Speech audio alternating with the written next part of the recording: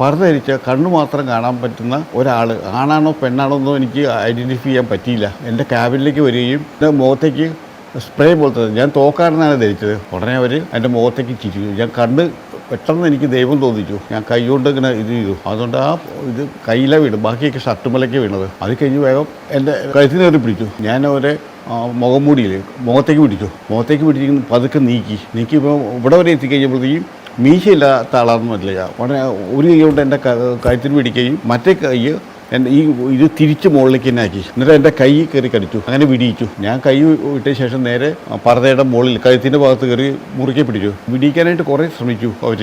എന്നെ തട്ടി താഴ്ത്തിട്ടു. അതോടുകൂടി ഈ കക്ഷിയും എൻ്റെ മേത്തേക്ക് വീണു. ഞാൻ പിടിവിട്ടുണ്ടായിരുന്നില്ല. പിടിയുമ്പലി കഴിഞ്ഞപ്പോൾ കൊതറി മാറി. ഒരു കസേര ആദ്യം കയറ്റി വെച്ചു എൻ്റെ നെഞ്ചത്ത്, പിന്നെ രണ്ടാമത്തെ കയറ്റി വെച്ചു. ഇവർ ചാടിക്കിടന്ന് ആദ്യം ഈ 10 രൂപ എടുത്തിട്ട് ഇവരുടെ പോക്കറ്റിലേക്ക് ഇട്ടു. അത് കഴിഞ്ഞ് ഒറ്റ വലി, എൻ്റെ മാല ഒറ്റ വലി വലിച്ചിട്ട് ഒറ്റ വലി പൊട്ടി.